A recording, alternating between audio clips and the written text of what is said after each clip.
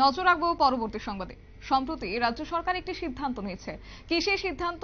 অর্থাৎ সেখানে বলা হয়েছিল যে রাজ্যের যে জেলাগুলি রয়েছে সেই জেলাগুলির বেশ কয়েকটি স্কুলকে বাতিল করা হবে, অর্থাৎ বন্ধ করে দেওয়া হবে।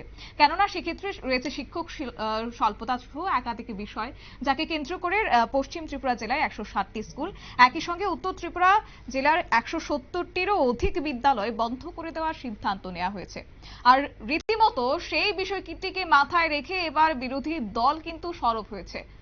আজ তার প্রতিফলন দেখা গেল এনএসইউআই এর ক্ষেত্রে। অর্থাৎ ত্রিপুরা প্রদেশ যুব কংগ্রেস আজ বিক্ষোভে সামিল হলেন এই ইস্যুটিকে সামনে রেখে, এবং কার্যত শহরের রাজপথে আজ তারা বিক্ষোভ প্রদর্শন করেছে।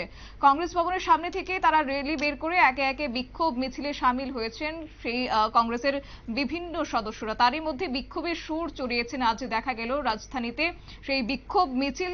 কি রয়েছে বিস্তারিত, কি বলছেন তারা, শুনুন।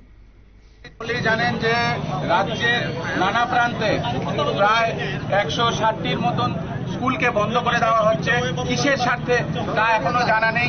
আমরা 26 তারিখ শিক্ষা ভবনে গিয়ে আমরা একটা মেমোরেন্ডাম দিয়েছিলাম। আমরা বলেছিলাম যে আপনারা যদি এইভাবে স্কুলগুলোকে বন্ধ করে দেন, রাজ্যের ছাত্রছাত্রীদের ভবিষ্যৎ অন্ধকার হয়ে যাবে।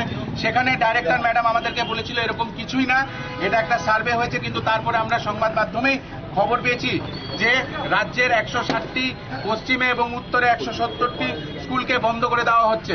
আমরা এনএসইউআই এবং যুব কংগ্রেসের তরফ থেকে তার তীব্র প্রতিবাদ করি এবং ধিক্কার জানাই এই রাক্ষস সরকারকে, যে রাক্ষস সরকার ধীরে ধীরে রাজ্যের ছাত্রছাত্রীদেরকে গ্রাস করছে এবং তাদেরকে অন্ধকারের দিকে ঠেলে নিচ্ছে। এই প্রতিবাদ তাদের জন্য আজকে আমরা 10,000 15,000 ছেলেরা যারা স্কুল যেত এবং ওদের স্কুল বন্ধ করে ওদেরকে এখন অনেক দূরে যেতে হবে, সেই ছাত্রছাত্রীদের স্বার্থে লড়াই করছি এবং লড়াই যুব কংগ্রেস এবং এনএসইউআই জারি রাখবে।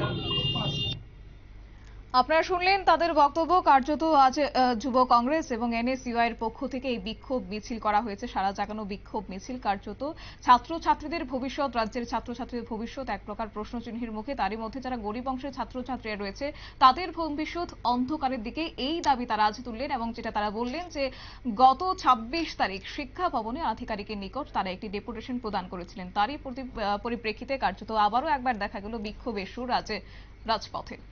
নিয়ে নিচ্ছে ছোট্ট একটি বিজ্ঞাপন বিরতি, সঙ্গে থাকুন।